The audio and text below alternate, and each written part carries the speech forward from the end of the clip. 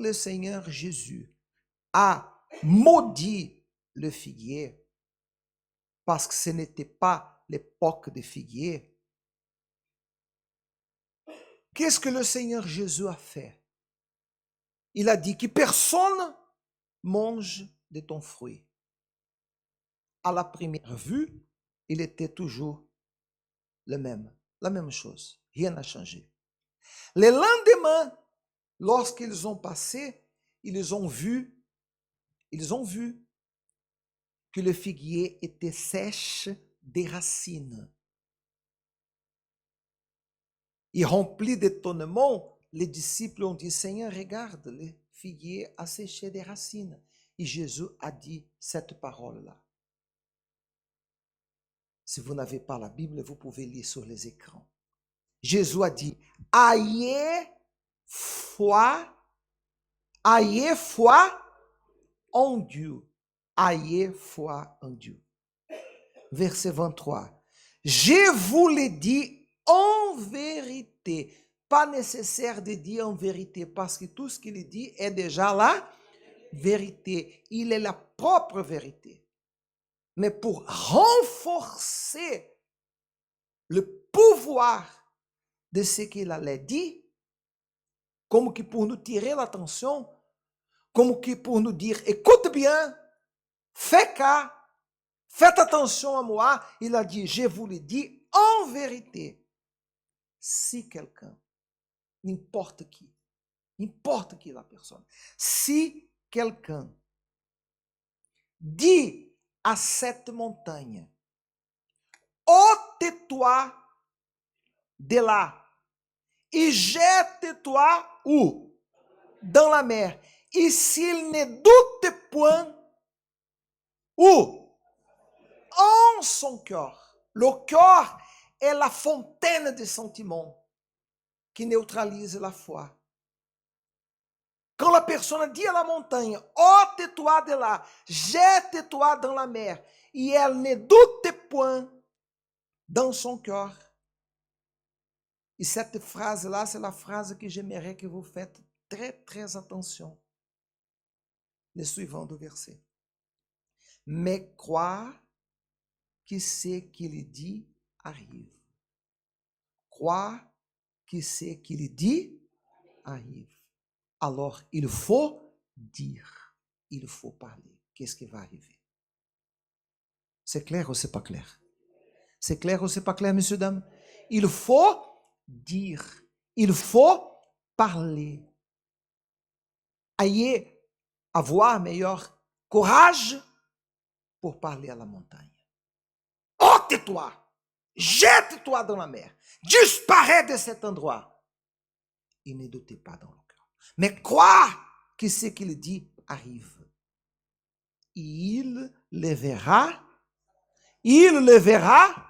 s'accomplir. Fondé sur ces versets-là, regardez-moi ici s'il vous plaît, fondé sur ces versets-là, nous allons parler maintenant, et vous allez parler à une montagne qui sûrement existe dans votre vie, qui s'appelle misère. Une montagne qui s'appelle manque d'argent. Quel est le souci financier que vous avez? Vous n'arrivez pas à payer vos dettes. Vous n'avez pas condition d'acheter votre maison. Vous n'avez pas condition de payer les loyers.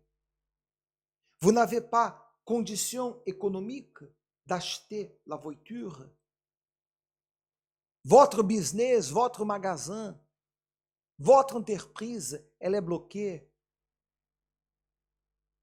Avant la pandémie, les choses ont été difficiles. Après la pandémie, encore pire. Vous êtes en train de perdre d'argent. Vous avez un blocage par rapport à vos permis de travail, à vos permis de séjour, une autorisation que vous avez besoin et que vous luttez. C'est la montagne que vous allez parler maintenant. Il y a des moments qu'on parle à Dieu. Il y a des moments qu'on s'adresse et on dit, oh Dieu, ayez pitié de moi. Ayez miséricorde de moi. Mais il y a des moments qu'il faut parler au figuier. Dans ce cas, Jésus a dit pour parler à la montagne. Mais pour parler à la montagne, vous ne pouvez pas douter. Si vous doutez, vos paroles ne servent à rien. Mais si vous parlez avec foi, misère disparaît de ma vie. Chômage sort de ma vie. Si vous parlez loyer, je ne serai plus esclave de toi. Je vais acheter ma maison. Si vous dites, mon entreprise va prospérer, ce mois-là, je vais faire un chiffre d'affaires de 20 000 euros. Le mois prochain, 30 000 euros. Ensuite, 40 000 euros. Je vais grandir 10 000 euros au moins par mois. Et si vous croyez à ce que vous dites, Jésus a dit, ce que vous dites,